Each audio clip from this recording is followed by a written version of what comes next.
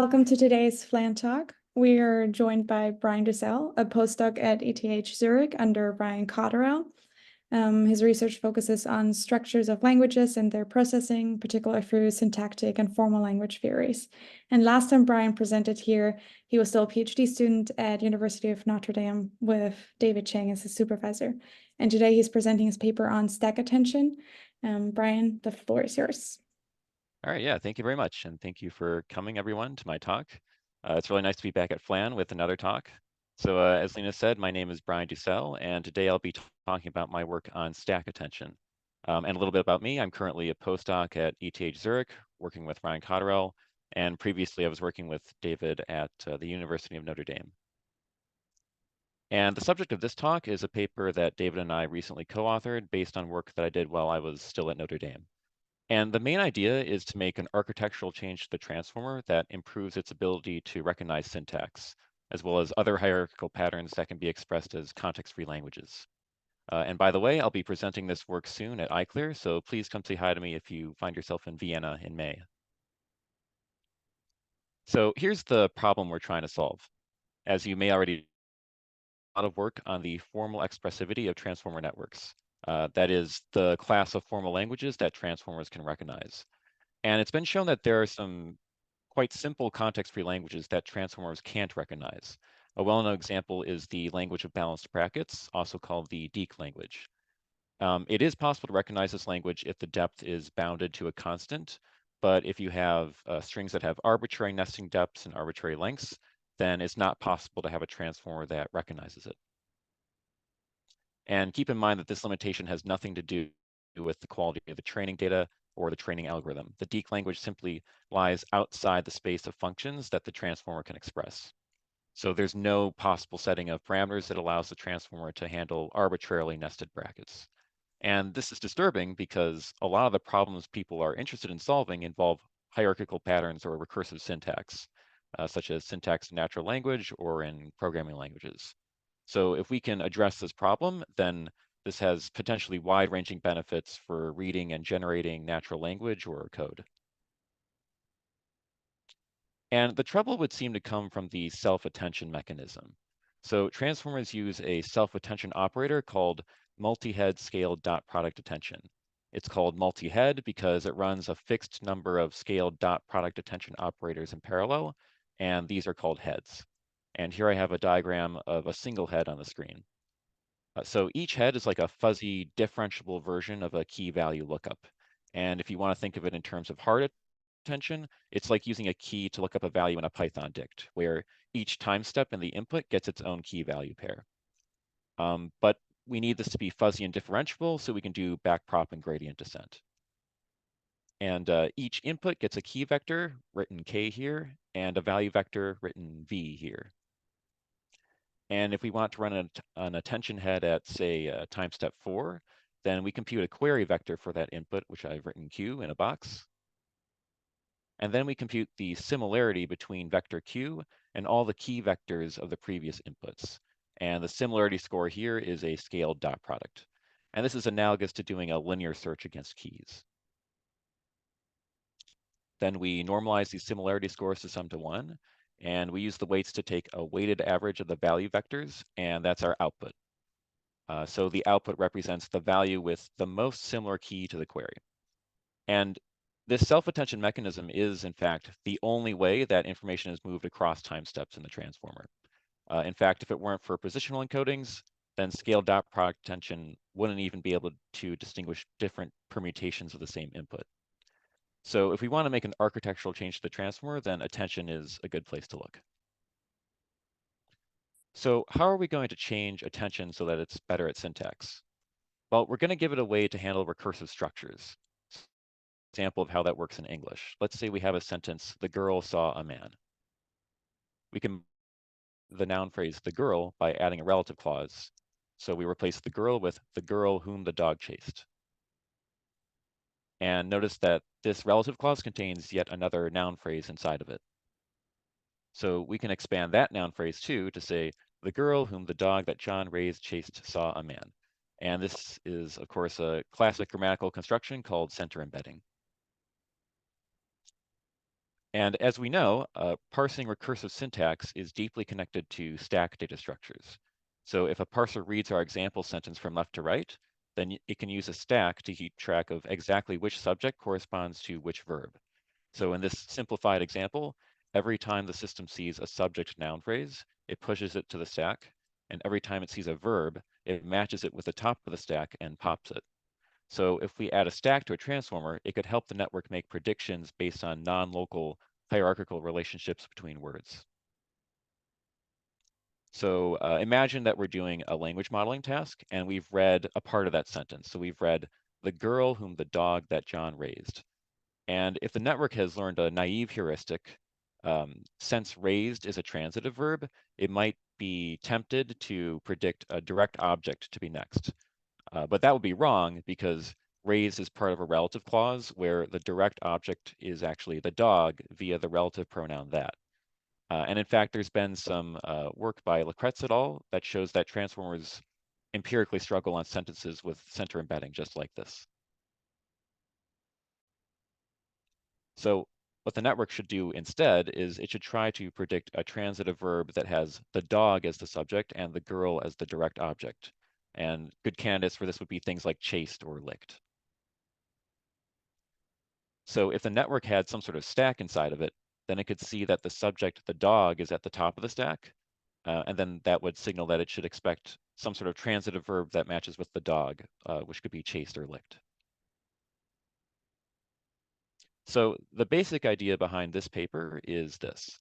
So instead of using attention to act like a fuzzy differentiable version of a key value lookup, we're going to make the self-attention mechanism a fuzzy differentiable version of a stack. And for simplicity, I'm going to start by describing how it works from a non-fuzzy perspective. So what I'm about to describe is like the hard attention version of stack attention. So we're going to assume that on the left side of this diagram, we start with an empty stack. Then we're going to manipulate the stack at each time step from left to right. And the elements of the stack are going to be vectors.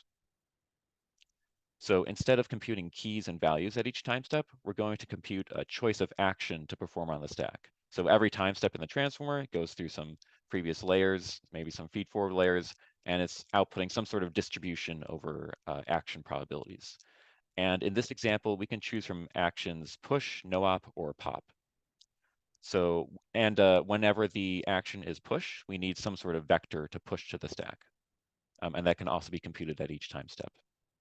So at each time step, we compute some sort of pushed vector. And whenever the action is push, we put that value on top. Otherwise, the value is just ignored. So in this example, we push every time we see a noun, and we pop whenever we see a verb. We'll illustrate this. So we push the girl, no op. We push the no op, push John, pop John.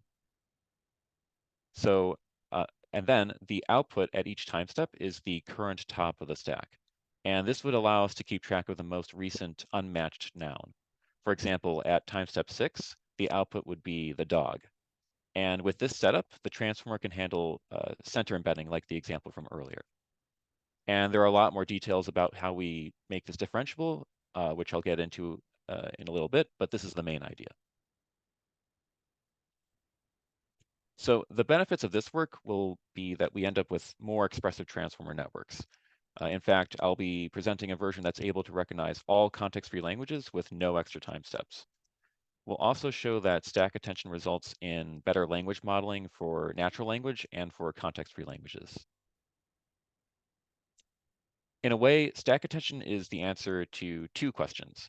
So the first was, how can we modify self-attention for syntax? The second question relates to prior work on adding stacks to RNNs, which is something that I presented at a previous FLAN talk.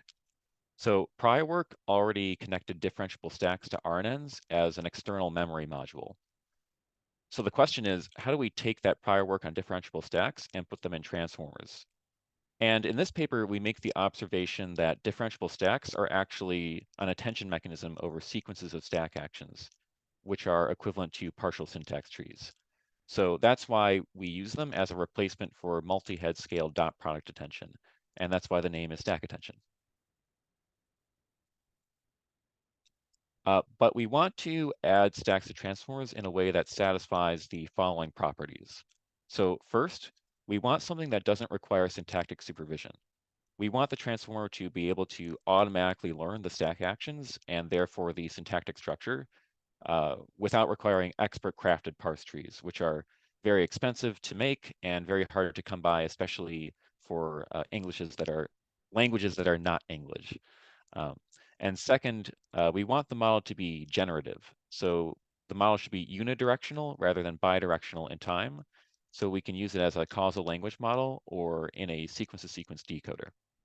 And if we satisfy these two properties, then we have something that can be used anywhere that transformers are currently used, while ostensibly being better at learning syntax.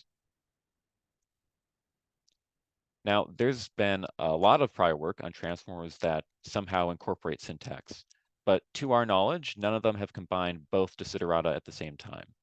So most prior work requires syntactic supervision, and they've used a variety of approaches such as using modified positional encodings or some sort of attention masking or multitask learning. And a concurrent work with ours proposed a kind of depth-based supervised stack attention. On the other hand, all of the unsupervised approaches so far have been bidirectional.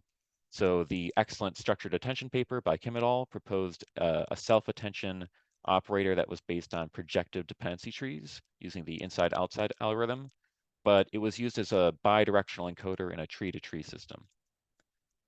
There was also the tree transformer by Wang et al., which was unsupervised but uses BERT-style masked language modeling. And R2D2 by Hu et al. Uses a kind of differentiable CKY parser, but it's also a bidirectional language model. So to our knowledge, our stack attention method is the first that's both unsupervised and generative. Now, as I've alluded to, a very important detail is that we want the stack to be differentiable. And the reason we want this is so we can continue to train the network with standard backprop and gradient descent, and we don't need to deal with bespoke training methods. So to do this, we draw from prior work on differentiable stacks, which are continuous differentiable functions that approximate the behavior of discrete stacks. And I'll describe a couple of different ways of how that's done.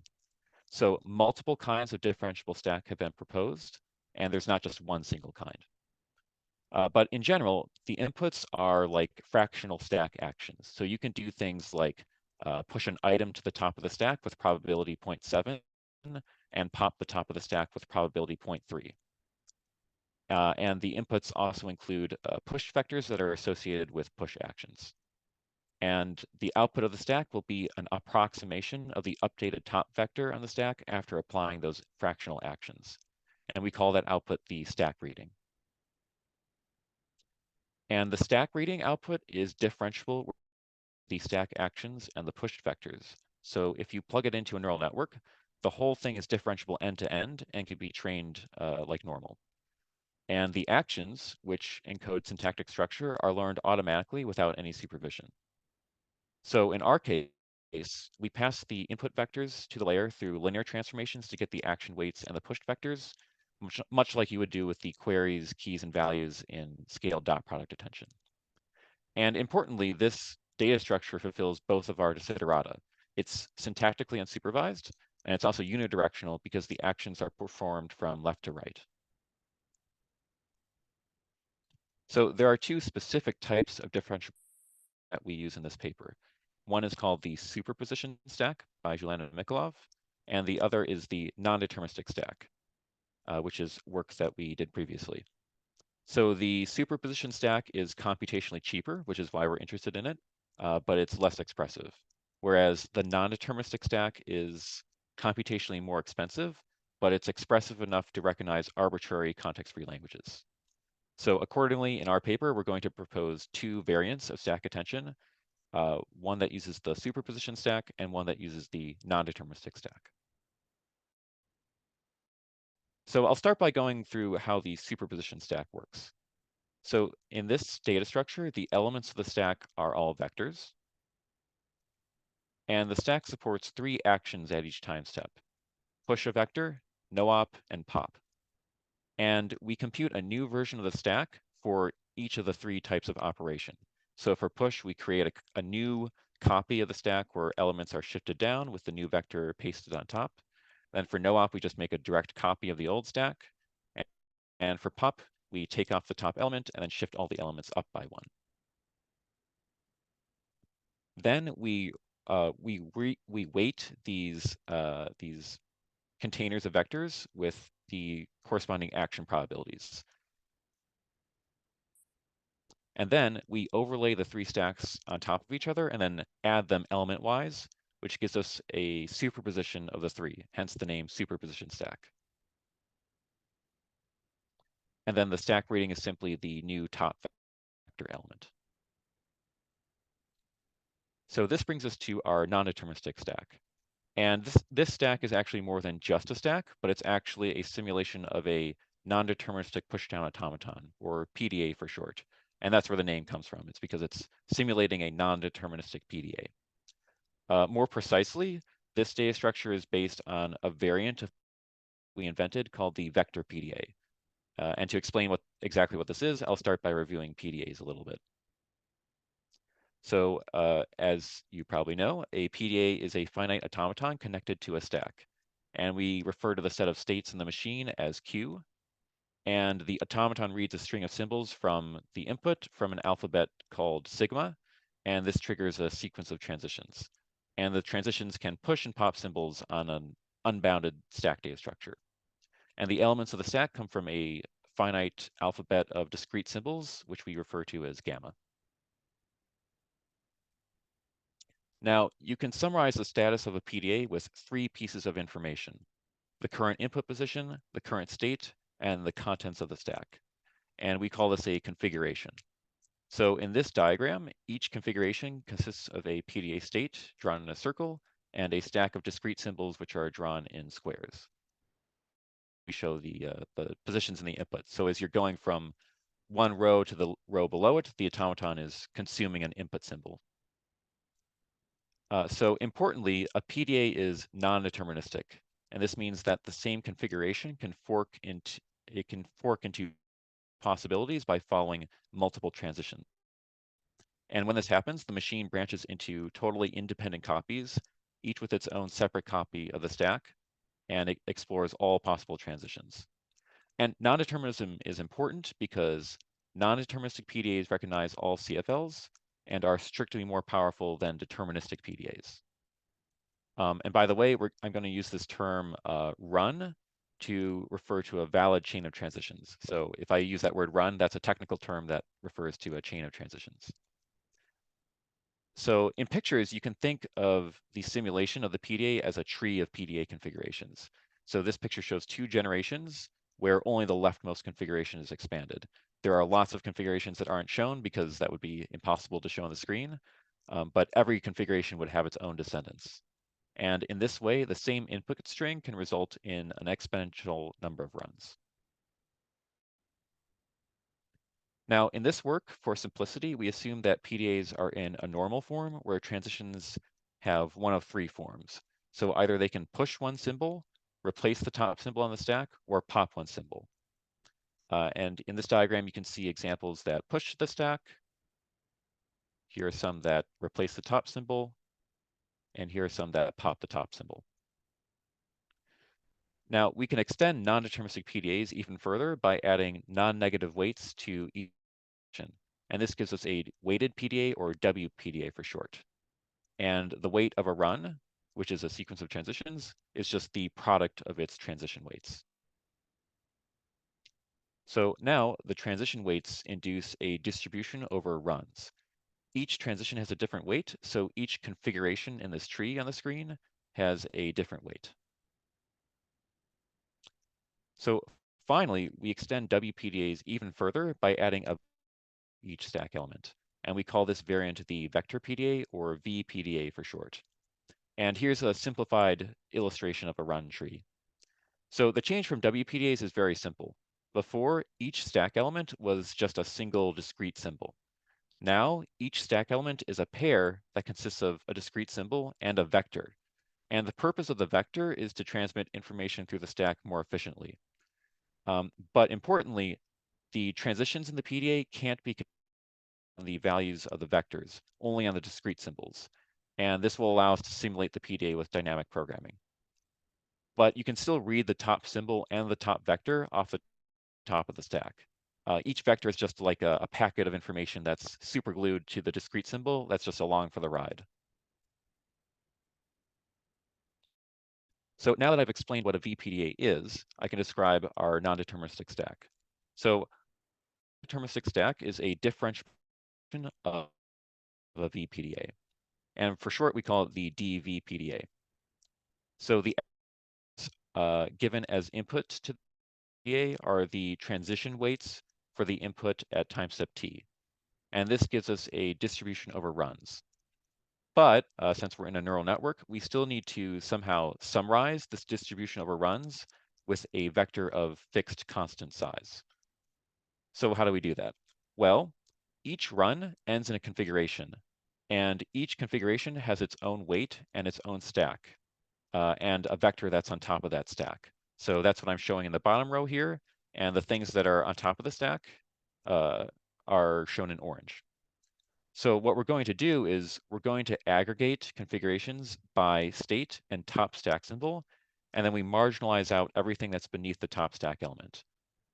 And we're going to return a weighted sum of the top stack vectors. So in other words, for each state and each stack symbol, we return the most likely vector to be on top of the stack, assuming that the PDA is in that state and has that stack symbol on top. And then we flatten all the results into one long reading vector. And that vector is of constant size. So it might be helpful to see this in equations. So let t be the current time step, let r be a state in q, and let y be a stack symbol in gamma. So the stack reading at time step t has an entry for every r and y. And in the numerator, we loop over all runs that end in try, and then we take a weighted sum of their top vectors using the weights of the runs. So weight of pi is a scalar, and top vector of pi is a vector. And the denominator here is just a sum of all run weights that end at t. And you may be wondering, if there's an exponential number of runs, then how do we compute this formula efficiently? And the answer is we use a dynamic programming algorithm called Ling's algorithm that runs in cubic time with quadratic space. And the technical details are outside the scope of this talk, but you can see our paper for more details. And I did a whole other FLAN talk on exactly this topic, so you can check that out too. So a nice fact is that for every CFL, there's a VPDA that recognizes it. In previous work, we proved that PDAs in our normal form recognize all CFLs, and VPDAs are a generalization of that normal form. So transformers with non-deterministic stack attention can recognize all CFLs, provided that Q and gamma are big enough. Now, a useful observation we make in this paper is that the superposition stack that I went over at first is actually a special case of our non-deterministic stack. And here's a visual explanation of why that is. So remember that the superposition stack has a library of just 3 actions: push, no-op, and pop. And here's a sequence of stacks that shows how the elements in the stacks are connected by push, no-op, and pop actions. So if you look at the top element for the last time step, it's actually just a summation over all possible sequences of actions that lead up to that time. So it's equivalent to a kind of degenerate vector PDA that has only one state and one stack symbol type. So the superposition stack is like a very limited DV PDA. So now I'm going to spend some time explaining the claim that stack attention is analogous to standard attention. So informally, we use the term attention for anything that does some sort of soft selection over its inputs. So let's rewrite the equation for stack attention a little bit. And this is what I show on the left side. So if we're computing the output for time step t, we do a summation over all time steps I from 1 to t. And inside the summation, we multiply a weight associated at time step I with a value vector associated with time step I. And finally, we normalize the weights so they sum to 1. And this is just a different way of looking at what softmax does. So in this case, the weight would be the x of the dot product between the query at t and the key at I. So if we look on the right side, if we look again at the equation for the DV-PDA, then we see that it's doing something very similar. So let's say we're computing the reading for time step t, state r, and stack symbol y. So in this case, we're doing a summation over all VPDA runs that end at time step t in state r with top symbol y. And again, inside the summation, we multiply the weight of the run pi with a value vector, which in this case is the top stat vector at the end of run pi. And finally, we normalize the weights. So there's a clear analogy here.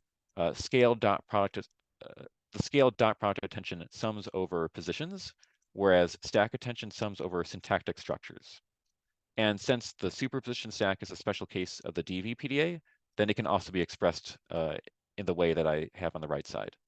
And this is why we call our method stack attention.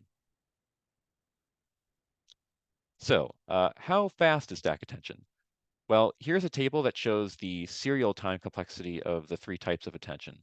So scaled dot product attention and superposition stack attention are both quadratic in sequence length, as non-deterministic stack attention is cubic.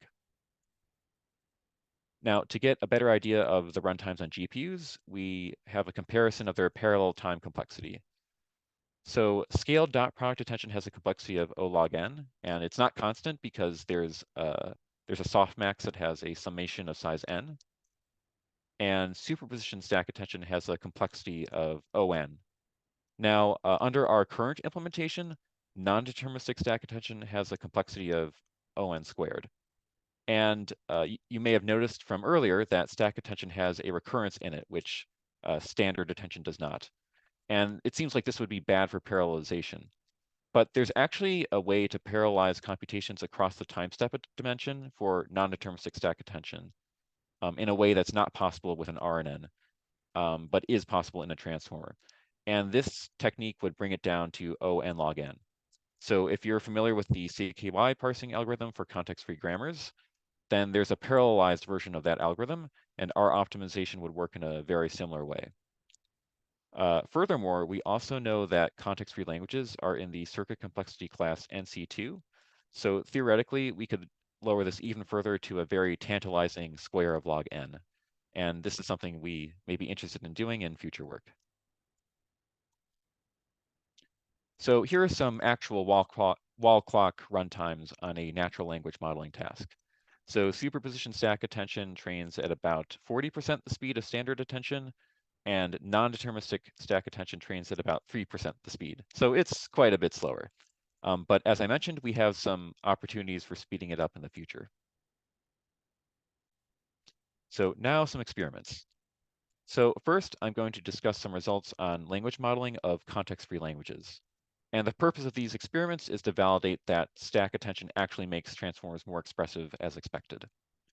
So in these experiments, we use transformers with 5 layers. And when we use stack attention, in the third layer, we replace the scaled dot product attention with stack attention. But we keep all the other structures in the same. So it continues to have like a feed forward sublayer, and it has residual connections and dropout and layer norm and all that stuff. It's just the standard attention operator that's replaced. So overall, we compare 6 architectures: plain transformers, transformers with superposition stack attention, and transformers with non-deterministic stack attention. And we also compare them against their equivalent LSTM counterparts. Connect a stack as an external module, which was done in previous work. So the first task we tested was a simple language where we reverse a binary string with a marker symbol in the middle. And this is an extremely simple deterministic context-free language. So here, the y-axis shows the difference in cross-entropy between the model's learned distribution and the true distribution that the data was sampled from. So lower is better and 0 is optimal. And all results shown here are the best of 10 models selected with the validation set. On the left side, we show cross-entropy difference on the validation set as a function of training time. And on the right side, we show cross-entropy difference on the test set binned by string length. And on the right side, the dash marks the maximum length that was seen in training. So here we see that stack attention, which is the purple and brown lines, converges in fewer epochs than the baseline transformer. But transformers don't generalize as well on longer lengths as LCMs, although superposition stack attention is not that bad. So what look at the learned stack actions? Well, qualitatively, if we look at the action weights for superposition stack attention, we see that they do exactly what we would expect them to do. So on the x-axis here, we have the three actions, push, no op, and pop. And on the y-axis, we have symbols in a string that's in this marked reversal language going. And we see that stack attention learns to push before seeing the middle marker and to pop afterwards. So next is the unmarked reversal task, which requires the model to non-deterministically guess where the middle point of the string is when reading from left to right. And here we see that non-deterministic stack attention is better by far than the baseline transformer and superposition stack attention. And this makes sense because this is a non-deterministic CFL. However, the non-deterministic stack LCM is still the best here. Another task we tested was the DEEC language, and this is another deterministic CFL. So here, all of the stack-based models get almost perfect validation cross-entropy, but the LCM and transformer don't. But superposition stack attention does particularly well. And again, if we look at the learned weights for superposition stack attention, we see that it pushes whenever it sees an open bracket and pops whenever it sees a closing bracket, which again is exactly what we would expect it to do. Last but not least, we tested the models on a language called the hardest context-free language. And this language theoretically requires a maximal amount of non-determinism to recognize. And it works by cutting up a string in the DEEC language, prepended with a marker, like a $sign. And these pieces are shown here in green. And then the language, the hardest CFL, hides this DEEC string within a bunch of decoy strings, like needles in a haystack. And it's the hardest CFL in the sense that an efficient parser for this language would, by construction, be an efficient parser for every other CFL. So in this case, our non-deterministic stack attention, which is the brown line here, does the best on in-distribution lengths, despite having the fewest parameters of all the models. And interestingly, it improves even over the LCM counterpart, which was the best model in our previous work. So next we have results for a natural language modeling task. And here we used a pre-tokenized version of the Penn tree bank, which was used by the RNNG and transformer grammar papers. So in this table, we show perplexity scores where lower is better. And each result is the best of 20 runs selected by validation performance. So here, non-deterministic stack attention gets the best perplexity despite having the fewest parameters. And finally, we have some results on a small manipulation task. And our encoder-decoder setup looks like this. So both sides have 5 layers, and again, use stack attention in the middle layer of each. And we continue to use the standard cross attention that's based on scaled dot product attention. So for this experiment, we used a subsample of 100,000 samples from the German English Europarl v7 dataset. But for computational cost reasons, we limited the examples to those that have no more than 150 characters in the source or target. And we tested 3 size tiers for each model. And in this case, we actually did not see consistent improvements from stack attention. And a likely reason for this is that the sequences are very short, and therefore they can't contain very deeply nested hierarchies. So if we do in the future get a faster implementation of stack attention, that might allow us to explore longer sequences for machine translation. So to summarize our contributions, we proposed a new kind of self-attention that has a syntax with 2 variants, superposition stack attention and non-deterministic stack attention. Our method is unsupervised and generative, it's differentiable end-to-end, and it's trainable with standard backprop and gradient descent. So it can be used as a drop-in replacement wherever transformers are currently used. Theoretically, non-deterministic stack attention can recognize all context-free languages. And empirically, it works the best on the hardest CFL for in-distribution lengths, and it performs the best on language modeling for natural language, despite having the fewest parameters. So some things we'd like to explore in future work.